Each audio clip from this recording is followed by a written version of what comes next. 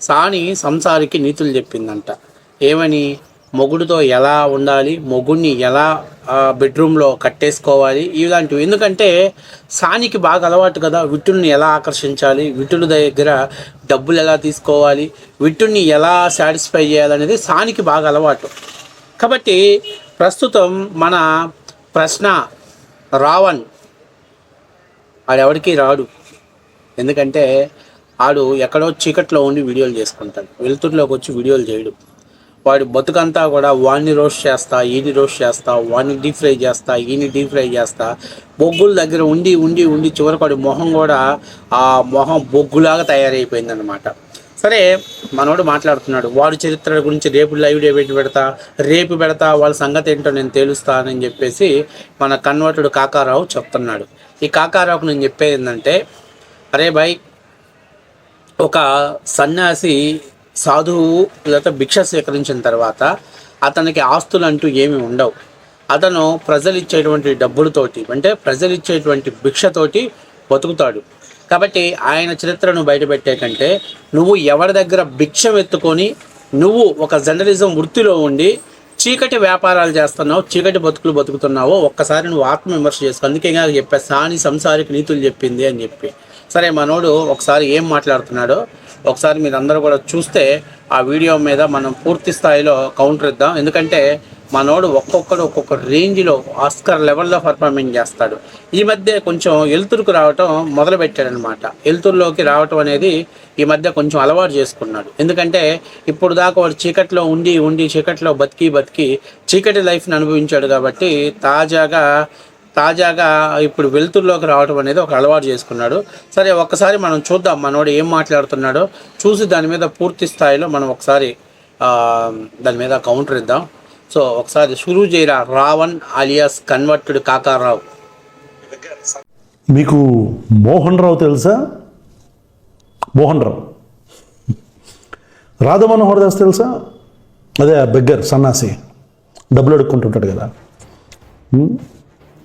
Mohan Rao alias Radha Manohar Das, ఇతని గురించి ఇతను అంటున్నాంటి దగ్గర అదవా, ఈడు గురించి ఆయనకు సంబంధించిన ఒక మనిషి ఒక సెన్సేషనల్ వీడియో దొరికింది. దీని మీదే రేపొద్దున్న మీకు బ్రేక్ఫాస్ట్ 8 o'clock. Get ready. ఏముందమ్మా నువ్వు చెప్పటానికి? ఏం లేదమ్మా, ఇలాంటివన్నీ సహజంగానే ఉంటాయమ్మా. మనిషి అన్నాక ఎవరన్నా తప్పు చేస్తాడన్నా, కానీ మనం జర్నలిజం ముసుగులో ఉండి ఎవడ సంకన ఆగుతున్నామో, ఎవడి అశుద్ధాన్ని తింటున్నామో రాష్ట్ర ప్రజలందరూ కూడా తెలుసమ్మా. మనం ఫస్ట్ ఆఫ్ ఆల్ నీకు అంత గులాజ్జలగా ఉంటే రాధా మోహన్ దాసు ఇడిచినటువంటి పెంట కొద్దిగా మొహానికి రాసుకోమ్మా. ఎందుకంటే చూడలేకపోతున్నాం. మరి చిన్నపిల్లల దగ్గర చాక్లెట్లు కొట్టేసే చెత్త ఎదవలాగా ఉన్నావు. కొంచెం చేంజ్ అవ్వమ్మా. తర్వాత నేను అడుగుతున్న, వాడిని డీఫ్రై చేస్తా, ఇన్ని డీఫ్రై చేస్తానని ఎంతసేపు ఈ సొల్లు మాట్లాడటమే కానీ ఏ రోజైనా సొసైటీకి కానీ సమాజానికి కానీ ఉపయోగపడినటువంటి నేను చేస్తున్నావా? అరే, నువ్వు ప్రశ్నను పెట్టమాకురా బాయ్, ప్లీజ్ తీసేసి. ప్రశ్న కాదు. ఎందుకో తెలుసా? నువ్వు ప్రశ్నించట్లా, నువ్వు జగన్మోహన్ రెడ్డికి ఊడిగం చేస్తున్నావు. జగన్మోహన్ రెడ్డికి బానిసత్వం చేస్తున్నావు. కాబట్టి నేను బానిస కుక్క, ప్రశ్నగాడు బానిస కుక్క. రావణ్ కాదు వాడు. డబ్బులు ఇస్తే ఎక్కడికైనా వస్తాడు, ఏ వీడియో అయినా చేసేటువంటి ఒక లఫుట్ గాడు నేను అని చెప్పి పెట్టుకో. బాగా వాల్యూ ఉంటుంది, నీకు తగ్గట్టు తమ్ముళ్ళకి తగ్గట్టు ఉంటుంది. ఇక తర్వాత వేరే విషయం, వాడి లైఫ్ గురించి మాట్లాడతా, వీడి లైఫ్ గురించి మాట్లాడతా, వాడి గురించి లైవ్ డిబేట్ చేస్తా, వీడి గురించి లైవ్ డిబేట్. అసలు నీ బతుకేంటిరా? నీ చరిత్ర ఏంటి? నీ క్యారెక్టర్ ఏంటి? నువ్వు నీ లైఫ్ ఏంటి? అసలు నీ వ్యక్తిగత జీవితం. ఒక జర్నలిస్ట్ అనేటువంటి వ్యక్తి, ఎస్ నేను ఇది నా లైఫ్ ఇది, నా కెరీర్ ఇది, ఎక్కడైనా చెప్పావరా? ఎప్పుడు మాట్లాడతాం ఇదొక ఏదో ఎక్స్ప్రెషన్స్ ఒకటి ఇస్తావు. ఎందుకంటే ఆంధ్రప్రదేశ్లో ఈ కూటమి ప్రభుత్వంలో స్వేచ్ఛ అనేది బాగా ఎక్కువ ఇచ్చారు. అందుకని బరి తెగించి బలిసి కొట్టుకొని ఏది పడితే అది మాట్లాడుతున్నావు. నేను అడుగుతున్నా, నువ్వేంట్రా వాళ్ళ చరిత్రల గురించి వీళ్ళ చరిత్ర గురించి చెప్పేది? అసలు ఫస్ట్ ఆఫ్ ఆల్ నువ్వు ఎవరి గురించి అయితే మాట్లాడుతున్నావు, ఆయన చరిత్ర గురించి మాట్లాడే దమ్ముందా? ఆయన కుటుంబ విషయాల గురించి మాట్లాడగలిగే దమ్ముందా? ఆయన తల్లి గురించి మాట్లాడగలిగే దమ్ముందా? ఆయన చెల్లి గురించి మాట్లాడగలిగే దమ్ముందా? ఎందుకురా నీ బతుకు? దేనికి ఏం చేయను? ఎంతసేపు ఉన్నా వాడిని డీప్ ఫ్రై చేస్తున్నా, ఈయన్ని డీప్ ఫ్రై చేస్తున్నా, వాడిని రోస్ట్ చేస్తున్నా. ఎక్కువ బొగ్గుల దగ్గర ఉండమాక. ఈసారి ఎప్పుడో ఒకప్పుడు ఎవడో చిరాకు వచ్చేసి అందరినీ డీప్ ఫ్రై చేస్తున్నాడు, వాడు కూడా నేను డీప్ ఫ్రై చేసేస్తాను, అందులో వేసి దరిద్రం పోయిద్ది. అసలు నాకు అర్థం కావట్లా, జగన్మోహన్ రెడ్డిని అభిమానించే ప్రతి ఒక్కరు ఎందుకు హిందూ ధర్మానికి వ్యతిరేకంగా పనిచేస్తున్నారు? తులసి చంద్ కావచ్చు, రావణ్ కావచ్చు, ఇంకా ఎవరో ప్రొఫెసర్ నాగేశ్వరరావు కావచ్చు, వీళ్ళందరూ కూడా హిందూ ధర్మానికి వ్యతిరేకంగా ఎందుకు పనిచేస్తున్నారు అని నాకు అర్థం కావట్లేదు. ఇంకా ఎవరో 2-3 పాస్టర్స్ ఉన్నారు, వాళ్ళు కూడా.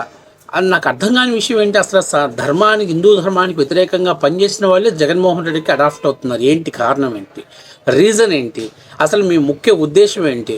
మీరు జర్నలిజం ముసుగులో ఉండి ఎవరికి బెనిఫిట్ చేయాలని మీరు ఇటువంటి సనాతన ధర్మం మీద యుద్ధం చేస్తున్నామంటూ ఇండైరెక్ట్గా జగన్మోహన్ రెడ్డికి ఫేవర్గా మీరు పనిచేస్తున్నారేంటి? నాకు అదే అర్థం కావట్లేదు.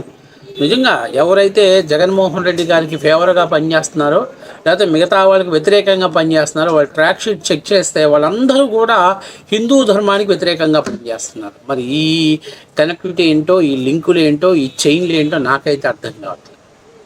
అంటే ఓటు బ్యాంకింగ్ రాజకీయాల కోసం ఇంత దిగజారిపోవాలన్నా? ఒక పక్క ఆమె విమలారెడ్డి గారు బైబిల్ పట్టుకొని మనందరం సంఘటితం అవ్వాలి, జగన్మోహన్ రెడ్డిని కాపాడుకోవాలంటది.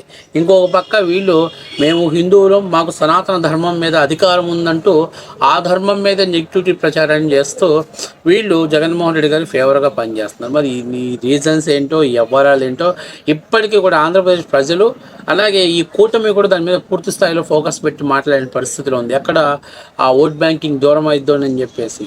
ఇక్కడ నేను జరిగేది ఏంటంటే, ప్రతి మనిషి తనకు నచ్చినట్టు విధంగా మాట్లాడవచ్చు, కానీ వాక్ స్వతంత్రం ఒళ్ళు బగలగొట్టేంత వరకు ఉండకూడదు. వాక్ స్వతంత్రం ఉంది, దేశం ఇచ్చింది. వాక్ స్వతంత్రం ఇచ్చిన దేశంలోనే మరొక ఆయుధాన్ని కూడా ఒళ్ళు బలిసి మాట్లాడితే ఒళ్ళు పగలగొట్టే స్వతంత్రం కూడా ప్రతి వాడికి ఉంటుంది. కాబట్టి నేను చెప్పేందంటే, అరే బొగ్గు, అరే ప్రశ్న, అరే రావణ్, రాడు రావణ్గా ఫస్ట్ ఆఫ్ ఆల్ ఒళ్ళు దగ్గర పెట్టుకొని మాట్లాడటం నేర్చుకో. ఫస్ట్ ఆఫ్ ఆల్ వీడియోస్ని ఏదో నువ్వు ఆహభావాలు అంటావు, అవి ఆహభావాలు కాదు, అసహించుకునే భావాలతోటి నువ్వు వీడియోలు చేస్తున్నావు. ఒక చెత్త వలగర్ని వీడియోలు చేస్తున్నావు. ఒక పెంటకి కానీ దాని ఏదో ఒక దృశ్య రూపం తుడిస్తే అది రావణ్ గాడు అనే విధంగా నువ్వు చేస్తున్నావు.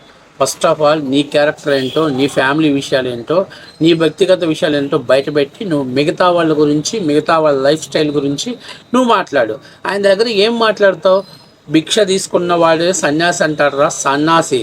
కానీ నువ్వు జర్నలిజాన్ని భిక్ష తీసుకోవట్లే, అమ్ముకుంటున్నావు. అంటే నువ్వు వేశ్య, ఆయన సన్యాసి, నువ్వు వేశ్య.